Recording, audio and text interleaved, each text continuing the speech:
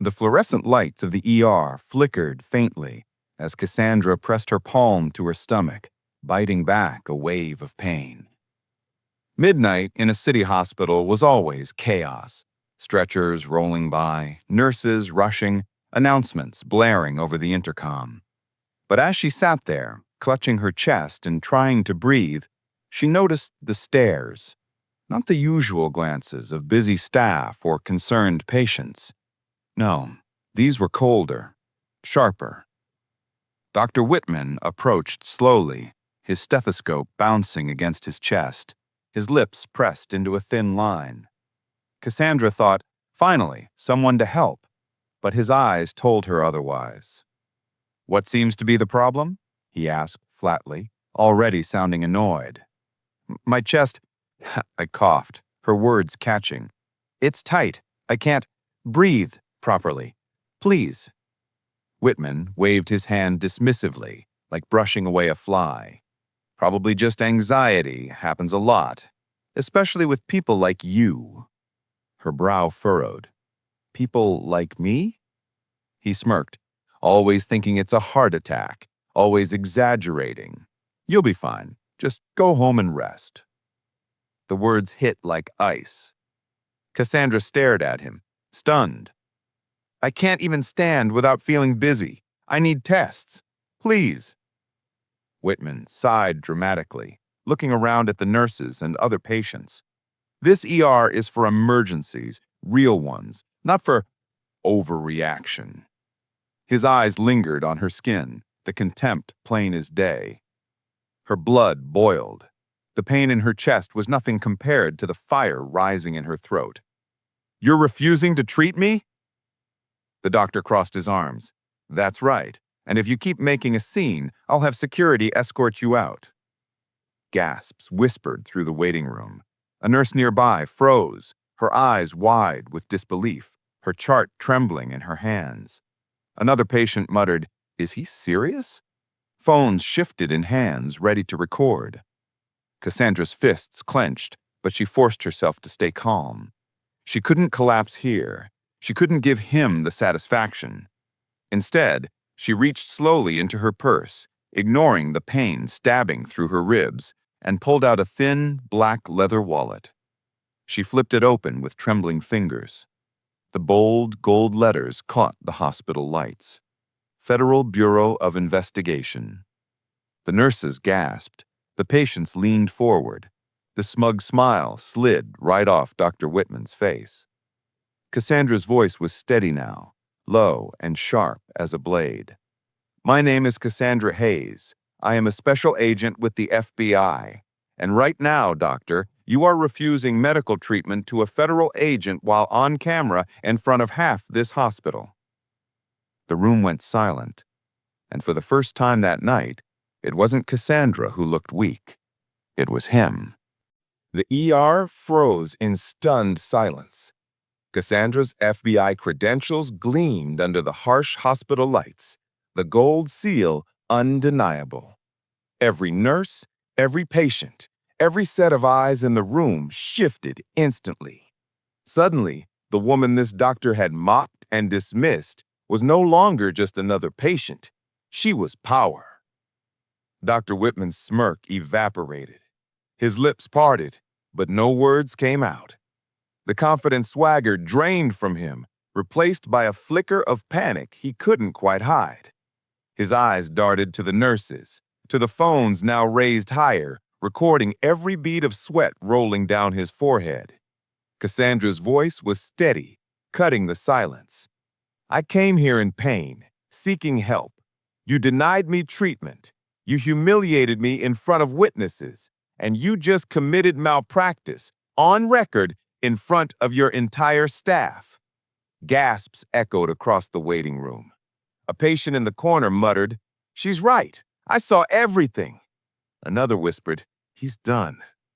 Nurse Alvarez, a young woman with sharp eyes and a trembling clipboard, stepped forward. "Dr. Whitman, with respect, we need to run an EKG immediately. She's presenting with chest pain. Protocol requires—" Whitman snapped at her, his voice high-pitched now, desperate. "Protocol requires me to make the call, And I said she doesn't need it. Cassandra coughed hard, clutching her chest, her vision blurring for a moment. The room tilted, her knees threatening to buckle. Danielle, an older nurse with decades of experience, caught her arm and guided her to a chair. Her eyes narrowed at Whitman. "You're going to kill her if you keep this up, and I won't let you." The crowd murmured louder. Phones zoomed in. Whitman's face flushed, his authority crumbling with every second. Cassandra fought through the pain, her voice rasping but strong. "Agent Hayes, FBI, badge number 5213. This hospital is about to be under federal investigation if you don't treat me immediately." That broke the room wide open. Patients whispered fiercely. Nurses glanced at one another, and the gate of silence that had protected Whitman for years cracked open. Alvarez lifted her chin. "I'm ordering the EKG myself. Someone prep the machine." Whitman snapped toward her, his fury blazing now, desperate. "You're insubordinate. You're negligent," Alvarez shot back. The crowd gasped. Phones recorded. Cassandra leaned forward, her voice low, cutting, laced with both pain and steel.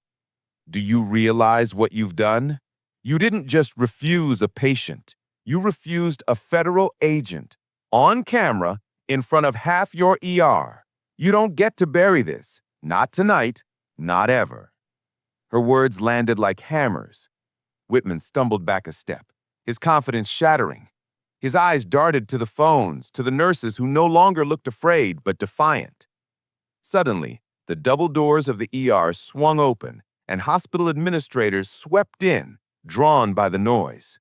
A tall man in a suit, the hospital director himself, froze when he saw the scene.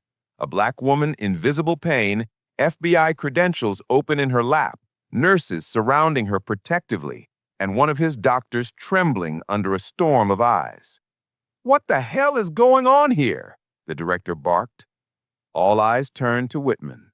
For a heartbeat, silence reigned. Then Cassandra raised her head, her voice sharp despite her shallow breathing. "What's going on is one of your doctors denied me treatment because of my race, and I want to know, what are you going to do about it?" The director paled. Gasps swept through the room. Phones recorded his every twitch. The weight of the moment pressed down like a tidal wave. Whitman sputtered, She's exaggerating." But Cassandra lifted her badge higher, her eyes burning. "Say that again. Say I'm exaggerating, because this badge means I can have every federal investigator in this city crawling through your files by morning." The director swallowed hard, sweat beading on his brow. He turned to Whitman, his voice sharp as a knife. "You're suspended, effective immediately. Security, escort him out." The crowd erupted. Some clapped, others shouted approval. The nurses exhaled with relief. Phones recorded the moment the racist doctor's career crumbled in the very place he thought he was untouchable. But Cassandra wasn't done. Her chest pain spiked again, forcing her to double over with a gasp. Alvarez rushed the EKG machine forward, Danielle attaching leads to Cassandra's chest with quick precision. The heart monitor lit up, the jagged lines on the screen painting a grim picture. Alvarez's eyes widened. "Her rhythm's unstable. She needs immediate intervention."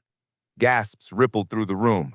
Even as justice played out around her, Cassandra's life teetered on the edge. Nurses rushed into motion, adrenaline flooding the ER. The director barked orders, but his voice was drowned out by the beeping of machines, the shuffle of rushing feet, the urgency of saving a life nearly lost to prejudice. Cassandra's vision blurred again, darkness crowding her edges. But through the haze, she saw it. Whitman being dragged out, his face pale, his protests drowned out by the roar of justice. And for the first time that night, despite the pain threatening to pull her under, Cassandra smiled. Because she wasn't just a patient anymore. She was proof. Proof that racism had consequences. Proof that justice, no matter how late, could still slam down like a gavel. And proof that sometimes the fight for your life was also the fight for your dignity. The ER snapped into overdrive. Nurses surrounded Cassandra as her body trembled against the gurney, her breaths shallow, the EKG beeping with erratic urgency. The waiting room that had been filled with outrage was now frozen in silence, every bystander watching in tense horror. Nurse Alvarez leaned close. "Stay with me, Cassandra. Don't you dare close your eyes." Cassandra forced them open, locking on to Alvarez's determined gaze. She whispered, "Don't let him win." "You're not going anywhere," Alvarez said fiercely, as Danielle, the older nurse, adjusted the oxygen mask over Cassandra's mouth. "We've got you." Across the room, Dr. Whitman thrashed against the security officers gripping his arms. His voice cracked with desperation. "This is insane. She's faking it. She's—" The director's voice cut through, sharp and final. "Get him out, now." The crowd erupted in boos as Whitman was dragged toward the exit. Phones followed him, recording his downfall. The once smug doctor was reduced to a pale, sweating figure, begging for control that had slipped through his fingers forever.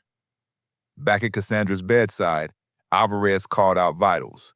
"BP dropping. We need IV access and meds stat." Danielle pressed a needle into Cassandra's arm with practiced precision. "Hang in there, sweetheart. You're stronger than this." The monitor's beeping grew steadier as the medication began to flow. Cassandra's chest eased, the crushing weight lifting slightly. Her blurred vision sharpened enough to see the faces leaning over her. Nurses, not enemies. Allies, not strangers. She whispered through the mask, her voice soft but steady. "Thank you." The room exhaled. The danger hadn't fully passed, but Cassandra was stabilizing. For the first time that night, hope filled the air. The director stepped forward, his expression grim but resolute. "Agent Hayes, on behalf of this hospital, I owe you an apology. What happened here tonight was unacceptable. That man will never practice medicine here again." Cassandra pulled the mask aside just long enough to rasp, "Not just here. Make sure he never practices anywhere." The crowd cheered softly, murmurs of agreement filling the space. The director nodded firmly. "Consider it done.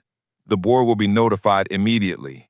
And the footage, he glanced at the phone still recording, his voice faltering. "It's clear enough." Alvarez stepped closer, brushing Cassandra's hand with reassurance. "Don't worry. We'll make sure the truth spreads." The waiting room, once tense with fear and anger, now hummed with something different. Vindication. Patients whispered about courage. Nurses stood taller. Even strangers wiped their eyes, shaken by the sight of one woman standing against cruelty and nearly paying with her life. Hours later, as the chaos subsided and Cassandra rested in a private room, Danielle brought her a folded bundle. She laid it gently on the chair beside the bed. "Thought you might want this close." Cassandra reached weakly for it, fingers brushing the familiar fabric. Her FBI jacket. The same one that had flipped the night upside down, turning a racist doctor's arrogance into his undoing. She smiled faintly, whispering, "I guess it saved me twice tonight." When dawn broke, news crews swarmed outside the hospital. Clips from patients' phones had already gone viral. Headlines screamed, "Doctor refuses treatment to Black FBI agent," and "Hospital racism exposed in shocking video." By noon, Dr. Whitman's medical license was under review, his face plastered across every screen as the symbol of arrogance and hate brought low by the very woman he had tried to dismiss. And Cassandra? She was more than a survivor. She was a symbol. When she finally walked out of the hospital, still weak but standing tall, the crowd outside erupted in cheers. Cameras flashed. Reporters shouted questions. But Cassandra said nothing. She didn't need to. The image spoke louder than words. A Black woman, in her FBI jacket, walking past the wreckage of a man who had thought he could define her worth. Justice hadn't come easy. It never did.